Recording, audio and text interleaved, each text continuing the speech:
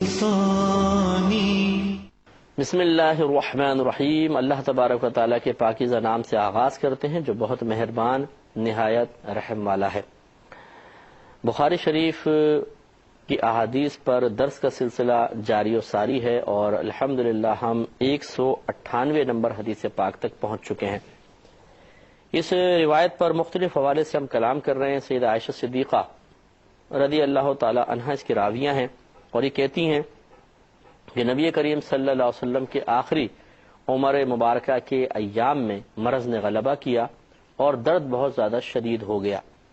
تو آپ نے اپنی بقیہ ازواج سے اجازت طلب کی کہ میں ان ایام کو عائشہ کے پاس گزاروں، تو سب ازواج نے اجازت دی۔ تو نبی کریم صلی اللہ علیہ وسلم دو صحابہ کا سہارا لیتے ہوئے میرے حجرے میں داخل ہوئے۔ یہاں تک میں بہت تفصیل سے کلام کر چکا ہوں۔ اس کے بعد سیدہ عائشہ صدیقہ رضی اللہ تعالی عنہا کہتی ہیں کہ نبی کریم صلی اللہ علیہ وسلم نے ارشاد فرمایا کہ مجھ پر 7 ایسی مشکوں کا پانی ڈالو جن کا منہ نہ کھولا گیا ہو۔ تو یہ ہوتا ایسا تھا کہ عرب لوگ مشکوں میں پانی ڈال کر ان کے منہ اوپر سے بند کر دیا کرتے تھے تاکہ کیڑے مکوڑے گرد وغیرہ نہ جائے، اور لٹکا دیا کرتے تھے۔ اس میں پھر ایسا ہوتا تھا کہ ہوا وغیرہ جب آ کے لگتی تھی تو اس سے ٹھنڈی ہو جاتی تھی مشکیں، پھر وہ پانی نوش کیا کرتے تھے۔ ٹھنڈی ہو جانے سے مطلب ہے کہ کم از کم اس پانی کی تمام حدت گرمی نکل جاتی تھی، نارمل جیسے ہمارے یہاں پانی ہوتا ہے، اور بعض اوقات پہ تھوڑا سا پانی اوپر سے چھڑک دیا کرتے تھے، جب ہوا لگتی تھی تو وہ ٹھنڈک اس کے اندر منتقل ہوتی تھی اور پانی اچھا ہو جاتا تھا۔ تو نبی کریم صلی اللہ علیہ وسلم نے فرمایا کہ 7 ایسی مشکوں کا پانی مجھ پر ڈالو کہ جن کے منہ نہ کھولے گئے ہوں۔ اس پہ ہم کلام کر رہے تھے کہ پہلی بات کہ نبی کریم صلی اللہ علیہ وسلم کا چونکہ بخار بہت شدید ہو چکا تھا، اور یہ اس قسم کا بخار تھا کہ اس میں ٹھنڈے پانی کو استعمال کرنا، پانی سے نہانا، یہ افاقے کی طرف لے کر آتا اور مرض کی شدت کو کم کرتا۔ تو رحمت کونین صلی اللہ علیہ وسلم نے بعطاء الہی اور با اجازت الہی اس علاج کو اختیار فرمایا، جس پہ ہم نے تبصرہ کیا اور آپ کی خدمت میں اس کے بارے میں نکات عرض کیے کہ معلوم یہ ہوا کہ حالت مرض میں اللہ کی رضا پر راضی ضرور رہنا چاہیے، لیکن اگر کوئی علاج اختیار کرتا ہے تو یہ رضائے الہی پر راضی رہنے کے منافی نہیں ہے اور توکل کے خلاف نہیں ہے، بلکہ نبی کریم صلی اللہ علیہ وسلم کی سنت کریمہ ہے۔ اس لیے علاج اختیار کر لینا چاہیے، اس میں کوئی حرج نہیں ہے۔ اور پھر ہم 7 کے ہندسے پہ کلام کر رہے تھے کہ 7 ہی کیوں، کم زیادہ کیوں نہیں؟ تو اس میں اللہ تعالیٰ اس کے رسول اس راز کو بہتر جانتے ہیں، تو اس لیے اگر 7 کا ہندسہ اختیار کرنے کا موقع ملے، یعنی بعض وظیفے ایسے ہوتے ہیں کہ جن میں پہلے سے کوئی تعداد مقرر ہوتی ہے، وہ تو پھر اسی مقررہ تعداد میں پڑھنے چاہیے، ورنہ 7 کا ہندسہ بڑا خوبصورت ہے، اس میں بڑی اللہ نے برکت رکھی ہے اور اس میں بڑے راز ہیں، تو وہ 7 کا ہندسہ کو بنیاد بنا کے کچھ چیز اختیار کی جائے تو بہت ہی اچھی ہوتی ہے۔ لیکن مشورہ کر لیں، جب آپ کوئی وظیفہ وغیرہ کرنا چاہیں تو کر لیں۔ جس میں آپ کو عرض کر رہا تھا پچھلے پروگرام کے لاسٹ میں کہ بیماری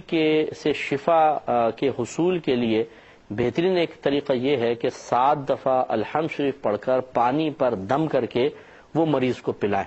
تو بہت ماشاءاللہ یہ مجرب المجرب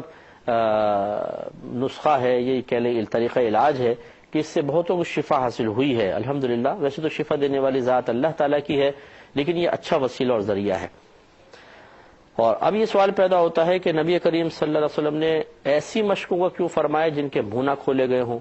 تو یہ ضمناً تھوڑا سا ذکر ہو ہی گیا ہے کہ یہ اس وجہ سے شارح نے لکھا ہے کہ ایسی مشکیں جن میں گرد ہو، غبار ہو یا منہ کھلے ہوں تو اس میں کیڑے کانٹے کا آ جانے کا اندیشہ ہوتا ہے، کیڑے وغیرہ بہت ہوتے تھے وہاں پر، اور کیڑے آپ کو پتہ ہے کہ ہر کھلی چیز میں سوراخ میں داخل ہو جاتے ہیں تو اس سے نقصان بھی ہو سکتا تھا۔ تو گویا کہ تعلیم امت کے لیے تھا کہ کھلے ہوئے چیزوں کو استعمال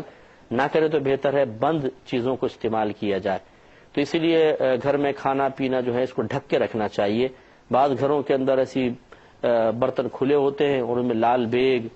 چوہے، چھپکلیاں وہ بھی آ کے منہ مار دیتے ہیں اور پھر وہی کھا لیتے ہیں لوگ،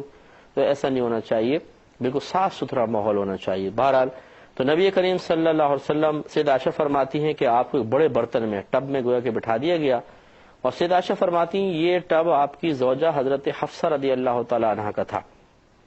عمر فاروق رضی اللہ تعالی عنہ کی صاحبزادی بی بی حفصہ، ان کا یہ ٹب تھا۔ ابھی سیدہ عائشہ صدیقہ رضی اللہ تعالی عنہ نے دیکھیں اس ٹب تک کی نشاندہی کر دی کہ فلاں کا تھا۔ تو یہ کوئی ضروری چیز تو نہیں تھی، لیکن بعض اوقات ہوتا ہے کہ انسان چاہتا ہے کہ ہر وہ چیز جو واقعہ ہوا تھا اس کو پوری تفصیل کے ساتھ ذکر کر دیا جائے، تو اس میں پھر اس قسم کی باتوں کا ذکر کرنا کوئی معاذ اللہ فضول گوئی میں نہیں آئے گا۔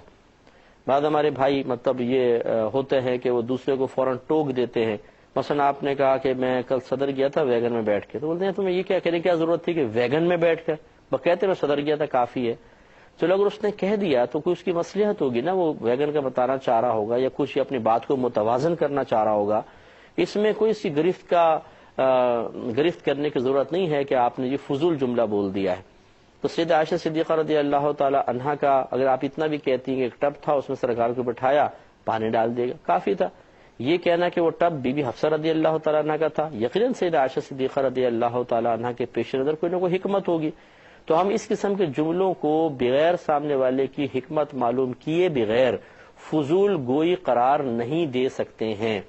یہ اچھی طرح یاد رکھیں۔ جیسے ہم بعض اوقات کہتے ہیں نا یہ پانی لاؤ پانی پانی، تو ذہن میں آتا ہے کہ یار ایک دفعہ تم کہہ دیتے کافی تھا، یہ پانی پانی دو دفعہ کا یہ فضول کہا۔ یہ فضول نہیں ہے، یہ باقاعدہ بلاغت کا ایک اصول ہے کہ انسان بعض اوقات ایک چیز کو ذکر کرتا ہے اور پھر سامنے والے کے بارے میں گمان کرتا ہے کہ میں نے جو کہا ہے وہ اس کو صحیح نہ سمجھ پایا ہوگا، تو وہ اپنی بات کو دو دفعہ دہراتا ہے، اور اس کو اصطلاحی طور پہ تاکید کہتے ہیں۔ تاکید کہ ایک بات کہنا پھر دو دفعہ اور اس کو دہرا کر اس پہلی والی کو پختہ کر دینا، تو تاکید کا معنی ہی ہوتا ہے پختہ کرنا، اور یہ مطلب عربوں میں رائج رہا ہے، کثرت سے رائج رہا ہے۔ تو اب یہ بعض پہ صوفیت بہت زیادہ غالب ہوتی ہے بسا اوقات، اور وہ فوراً گرفت کر لیتے ہیں کہ بھئی آپ نے بولا کیا فائدہ ہوا اس طرح بولنے کا، اس کے پیش نظر حکمت ہے نا، آپ کو اب ہر چیز کا فائدہ بتایا جائے۔ یہ بھی ایک فائدے میں شامل ہے کہ میں ایک جملہ بولتا ہوں اور اپنے جملے کو متوازن کرنے کے لیے، اپنے زبان کو لڑکھڑانے سے بچانے کے لیے، اپنے جملے کو مرتب اور خوبصورت بنانے کے لیے میں اس میں کچھ اور چیزوں کی ایڈنگ کر دوں۔ جیسے میں کوئی بہت ہی مشکل و پریشانی آئی ہوئی ہے، تو اب کوئی کہے کہ آپ کو خالی کہہ دیتے بہت مشکل آئی ہوئی ہے، پریشانی کا لفظ کہنے کی کیا ضرورت تھی؟ تو بھی بات کو متوازن کرنے کے لیے، بعض وقت جملے کو سنبھالنے کے لیے انسان ذکر کر دیتا ہے۔ تو اتنا زیادہ ایسا نہ کریں کہ لوگ بیچارے آپ کے سامنے ڈریں، گفتگو کرتے ہوئے بھی خوف میں مبتلا ہو جائیں کہ اب میری پکڑ کرے گا اور اب پکڑ کرے گا۔ اس طرح ان چیزوں کے اندر قوم کو خوفزدہ کر دینا اور چھوٹی چھوٹی بات پہ بیچاروں کو پریشان کرنا یہ مناسب نہیں ہوتا ہے۔ تو اس لیے سیدہ عائشہ صدیقہ رضی اللہ تعالی عنہا کا یہ فرمانا کہ وہ ٹب بی بی حفصہ رضی اللہ تعالی عنہا کا تھا، بظاہر کوئی ضروری چیز نظر نہیں آتی ہے، لیکن آپ اور میں اتنی جرأت نہیں کر سکتے کہ ہم کہیں کہ یہ فضول بات کہہ دی، غیر ضروری بات کہہ دی، اس لیے کہ متکلم ہی بہتر جانتا ہے کہ اگر وہ ایک بات کہہ رہا ہے جس کو آپ فضول سمجھ رہے ہیں، اس کے پیش نظر اس کے پیچھے کیا حکمت پوشیدہ ہے۔ تو یہ اگر ہمارا پیغام آپ سمجھ لیں تو بہت ہی اچھا ہو جائے گا کہ یاد رکھیں کہ بعض اوقات متکلم کلام کر رہا ہوتا ہے اور ہر بات کے پیچھے اس کی ایک حکمت ہوتی ہے، اور یہ حکمت اتنی تیزی کے ساتھ وارد ہو رہی ہوتی ہے ذہن کے اندر کہ اگر آپ اس سے پوچھیں کیوں کہا تھا تو شاید وہ بعض اوقات یہ بھی نہ بتا سکے کیوں کہا تھا، کیونکہ تیزی سے آ رہی ہوتی ہے، ایک دم ذہن کام کر رہا ہوتا ہے تیزی سے، یہ جملہ بولو یہ بولو یہ بولو، اور ہر ایک کے پیچھے حکمت بھی چل رہی ہوتی ہے۔ تو ضروری نہیں ہے کہ جو حکمتوں کا ہجوم ہے، کثرت ہے، اس میں سے وہ والی حکمت نکال کے بتا بھی سکیں۔ تو ہم یہ کہیں کہ دیکھو جب میں نے پوچھا نا تو بتا نہیں سکا، اس کا مطلب فضول جملہ ہے، یہ بھی آپ نہ کریں۔ ہر ایک کے پیش نظر کچھ نہ کچھ ہوتا ہے، تو بہتر یہ ہے کہ ان چھوٹی چھوٹی باتوں پہ پکڑیں گے دھکڑیں گے تو قوم بیچاری بیزار ہو جائے گی، ہم سے بیزار ہو جائے گی، بھاگے گی، اور پھر وہ ہمارے پاس نہیں آئیں گے۔ اس طرح ان کو بیزار نہیں کرنا چاہیے، بولنے دیں۔ اب سیدہ عائشہ صدیقہ رضی اللہ تعالیٰ نے فرماتے سرکار ٹب میں بیٹھ گئے، یقینی سی بات ہے کہ آپ کا ستر ڈھکا ہوا ہوگا، آپ نے تہبند شریف وغیرہ پہنا ہوگا، اور پھر آپ بیٹھ گئے اور آپ اوپر سے پانی ڈال دیا گیا، اور 7 مشکیں ڈالی گئی، 7 مشکوں کا پانی۔ تو آپ اندازہ فرمائیں کہ نبی کریم صلی اللہ علیہ وسلم نے حالت بخار میں باقاعدہ پانی کا استعمال کیا، لہذا معلوم یہ ہوا کہ بعض امراض ایسے ہوتے ہیں کہ اس کا علاج عقل کچھ تسلیم سے نہیں کرتی ہے ظاہری طور پر، بھئی بخار میں تو پانی کو استعمال نہیں کرنا چاہیے، ٹھنڈ سے بچنا چاہیے، لیکن بعض بخار ہوتے ہی اسی قسم کے اس میں اس طرح پانی کا استعمال مفید ہوتا ہے۔ جیسے کہ بات ہوئی تھی کہ ڈاکٹرز خود یہ کہتے ہیں کہ ٹھنڈی پانی کی پٹیاں اس کے سر پہ لگاؤ، کیونکہ بخار کی حدت دماغ کو چڑھ رہی ہے، تو لگاتے بھی ہیں، تو اس لیے اس کو اس طرح سمجھنا چاہیے۔ لیکن از خود علاج اختیار نہ کریں، ڈاکٹر سے مشورہ کریں. یہ اچھی طرح یاد رکھیں، نبی کریم صلی اللہ علیہ وسلم کو تو اللہ تعالیٰ نے بذریعہ وحی طریقہ علاج الہام فرمایا تھا. یہ فقہا نے واضح طور پہ لکھا ہے کہ جو علاج کرنے کی اہلیت نہیں رکھتا ہے اس کے لیے کسی کے لیے علاج تجویز کرنا حرام ہے. اس لیے کہ وہ مشہور مقولہ ہے کہ نیم حکیم خطرہ جان، نیم ملا خطرہ ایمان. تو یہ نیم حکیم بن جاتے ہیں بعض اوقات. جیسے شہد کے اندر شفا ہے، بالکل ہے، نبی کریم صلی اللہ علیہ وسلم نے بہت سے صحابہ کو شفا شہد کے استعمال کی تلقین کی ہے، لیکن شارحین نے لکھا ہے، واضح طور پہ لکھا ہے کہ ہر شخص جو ہے وہ دوسرے کے لیے شہد کو بطور علاج تجویز نہ کرے، کیونکہ بعض امراض ایسے ہوتے ہیں کہ جو اندر گرمی پیدا کرتے ہیں، اگر وہ شہد اس گرمی میں پلا دیا جائے تو وہ مہلک ثابت ہو سکتا ہے. اس لیے مطلب بعض اوقات لوگ ہوتے ہیں ادھر ادھر سے علاج پڑھ لیا اور وہ بیان کرنا شروع کر دیتے ہیں. تو ہر ایک اگر اس طریقے سے کہیں پہ بھی کتاب میں کوئی چیز پڑھی اس کو بطور علاج ذکر کر دے تو ضروری نہیں ہے کہ جس کو آپ علاج تجویز کر رہے ہیں یہ اس کے لیے بھی مؤثر ثابت ہو، بعض اوقات مہلک ثابت ہو جاتا ہے. تو کتاب میں لکھی ہوئی ہر بات کو اس طرح ہر ایک کے سامنے بیان نہ کریں. ڈاکٹر ہی کر سکتے ہیں، ڈاکٹرز کا کام ہے، حکیموں کا کام ہے، جو ماہر حکیم ہیں ان کے سپرد کر دیا جائے. ہم ایسی کوشش نہ کریں کہ ہماری کسی مشورے کی وجہ سے کوئی بیچارہ ہلاک ہو. تو یہ بعض اوقات لوگ ٹوٹ کے بتا دیتے ہیں کہ یہ مرض ہو گیا، فلاں چیز کر لو، وہ پیس کے کھا لو، مصری کھا لو، اس میں پھٹکڑی کا پانی تھوڑا سا پی لو، ہلدی پیس کے کھا لو. تو یہ ہمارے گھروں میں بعض اوقات تجربات چل رہے ہوتے ہیں اور بارہا کے تجربے کیے ہوتے ہیں، تو اس طرح کے کوئی ٹوٹکے ہوں تو پھر چلو چل بھی جائیں. لیکن بعض اوقات سامنے والے کا بیچارے کا مرض ایسا ہوتا ہے کہ اس میں وہ ٹوٹکے خطرناک بھی ہو سکتے ہیں. تو ایسے بھی ہمارے سامنے واقعات آئے ہیں کہ کسی کی کیفیت اور طبیعت کو سمجھے بغیر تجویز کر دی گئی چیز اور اس نے اس طریقہ علاج کو اختیار کیا اور بیچارے کی ڈیتھ ہو گئی. تو ایسا نہیں ہونا چاہیے، ذرا اس میں تھوڑی توجہ رکھیں. سیدہ عائشہ صدیقہ رضی اللہ تعالی عنہا فرماتی ہیں کہ پھر نبی کریم صلی اللہ علیہ وسلم نے ہماری طرف اشارہ کیا. وہ اشارہ کیا تھا کہ تمہیں اپنا کام پورا کرو، اس طرح جیسے بس اس طرح کیا، اور پھر سرکار لوگوں کی جانب تشریف لے گئے، یعنی افاقہ ہو گیا، پھر سرکار خود تشریف لے گئے. تو یہ ایک طویل حدیث تھی جس پہ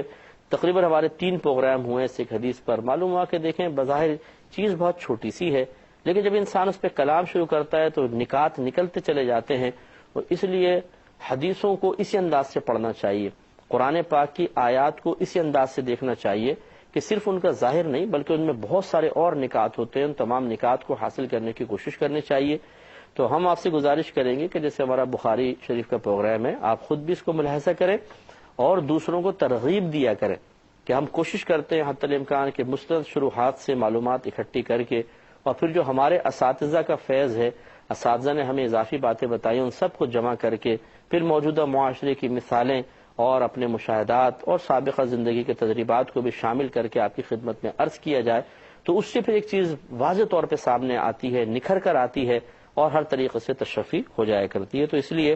ضرور آپ اس پروگرام کو ملاحظہ کریں اور دوسروں کو ترغیب بھی دیں. اگلے باب کی طرف آتے ہیں. آپ کو پتا ہے کہ کتاب الوضو چل رہا ہے، اس کے بیچ میں یہ ایک حدیث آ گئی تھی، ہم نے ذکر کر دی. اب آگے جو باب امام بخاری رحمۃ اللہ علیہ نے قائم کیا ہے اس کا عنوان ہے باب الوضو من الطور. طور کہتے ہیں تشت کو، یعنی تشت سے پانی لے کر وضو کرنا. تشت یعنی کھلا سا برتن ہوتا ہے، اس میں اگر پانی ڈال دیں اس سے اب لے کے وضو کرنا، یہ ہے. تو یہ پہلے بھی حدیث کئی دفعہ گزر چکی ہے. حضرت عمر بن یحییٰ حدیث بیان کرتے ہیں، وہ اپنے والد سے روایت کرتے ہیں. انہوں نے کہا کہ میرے چچا بہت وضو کیا کرتے تھے، یعنی ہر وقت باوضو رہتے تھے، جیسے وضو ٹوٹا فوراً وضو کیا. تو اس کو کثرت وضو سے تعبیر کر رہے ہیں، بہت کثیر وضو کیا کرتے تھے. انہوں نے حضرت عبداللہ بن زید سے کہا کہ مجھے بتائیں آپ نے نبی کریم صلی اللہ علیہ وسلم کو کس طرح وضو کرتے ہوئے دیکھا ہے. اور آپ یاد کیجیے جو ریگولر دیکھنے والے ہیں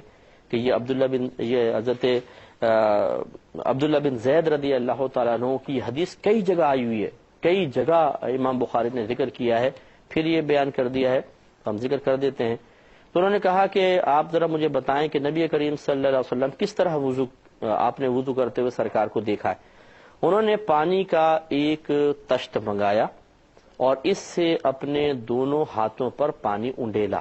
یعنی تھوڑا ٹیڑھا کر کے پہلے اس کو دھویا، پھر یہ دھل چکا تھا تو اس سے اس کو دھویا. اس کے بعد پھر دونوں ہاتھوں کو 3 بار دھویا، پھر اپنے ہاتھ اس برتن میں داخل کر دیے، اور اس پہ میں کلام کر چکا ہوں کہ پہلے ہاتھ دھلے ہوئے نہیں تھے، اگر ویسے ہی ڈال دیتے تو یہ پانی مستعمل ہو جاتا اور ہاتھ کی نجاست حکمیہ چھٹ کر پانی میں مل جاتی اور یہ پھر وضو اور غسل کے قابل نہ رہتا۔ اس لیے ہمیشہ عادت رکھیں کہ برتن سے جب آپ وضو کر رہے ہیں یا غسل کرنے لگے پہلے اپنے ہاتھوں کو دھو لیں، بغیر دھلا ہاتھ اگر آپ نے پانی میں ڈال دیا تو وضو اور غسل کے قابل نہیں رہتا ہے۔ پھر آپ نے ایک چلو سے 3 بار کلی کی اور 3 بار ناک میں پانی ڈالا، پھر اپنا ہاتھ برتن میں داخل کیا، اس سے چلو میں پانی لیا، پھر 3 بار اپنے چہرے کو دھویا، پھر اپنے ہاتھوں کو کوہنیوں تک 2 بار دھویا، پھر اپنے ہاتھ میں پانی لیا تو اپنے سر کا مسح کیا، پھر اپنے ہاتھ کو پیچھے لے گئے اور آگے لائے، پھر اپنے دونوں پیروں کو دھویا اور فرمایا میں نے اس طرح نبی کریم صلی اللہ علیہ وسلم کو وضو کرتے ہوئے دیکھا ہے۔ تبصرہ پہلے گزر چکا ہے اس لیے میں آگے چلتا ہوں۔ ایک اور حدیث ذکر کی ہے، حضرت انس رضی اللہ تعالی عنہ کہتے ہیں کہ بے شک نبی کریم صلی اللہ علیہ وسلم نے پانی کا برتن منگایا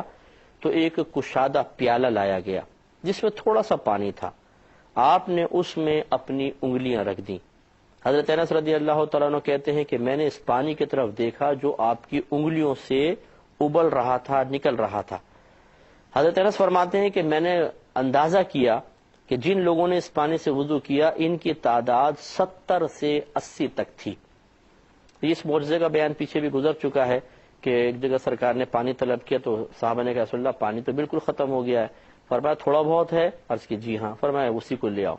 تو یہ برتن لایا گیا، اس میں تھوڑا سا پانی تھا، سرکار نے اس پانی میں ہاتھ رکھا تو یہ پانی کے چشمے جاری ہو گئے۔ اب یہاں پر اگر اس طرح اس کو دیکھا جائے کہ کشادہ پانی میں تھوڑا سا، کشادہ پیالے میں تھوڑا سا پانی تھا، ایسا کیوں نہیں ہوا کہ سرکار صلی اللہ علیہ وسلم سے جیسے صحابہ نے کہا رسول اللہ پانی ختم ہو گیا تو آپ نے کہا ٹھہرو، یوں ہاتھ کرتے اور پانی کے چشمے جاری ہو جاتے؟ پیالہ پانی والا کیوں منگایا، اس میں تھوڑا پانی کیوں رکھا، پھر اس میں ہاتھ کیوں رکھا اور پھر پانی کے چشمے جاری ہوئے؟ کیا اس کے بغیر نہیں ہو سکتے تھے؟ تو شارحین نے لکھا ہے کہ اس میں ایک حکمت تھی، وہ حکمت یہ ہے کہ اگر نبی کریم صلی اللہ علیہ وسلم براہ راست اپنی انگلیوں سے چشمے جاری کر دیتے تو کسی کے گمراہ ہونے کا امکان تھا، کہ براہ راست کسی وسیلے کو اختیار کیے بغیر کام کرنا یہ اللہ تبارک و تعالیٰ کی شان ہے، تو نبی کریم کے بارے میں غالب ایسا گمان ہو جاتا۔ تو ادب اختیار کرتے ہوئے سرکار نے پانی منگایا اور اس میں ہاتھ رکھا۔ اس کو میں مزید انشاءاللہ نیکسٹ پروگرام میں واضح کروں گا، ٹائم کیونکہ پورا ہو چکا ہے۔ اگلے پروگرام میں انشاءاللہ یہیں سے ابتدا کریں گے۔ اللہ تعالیٰ سے دعا ہے کہ جو کچھ سنا اس پر عمل پیرا ہونے کی توفیق عطا فرمائے، آمین۔ وآخر دعوانا ان الحمد للہ رب العالمین۔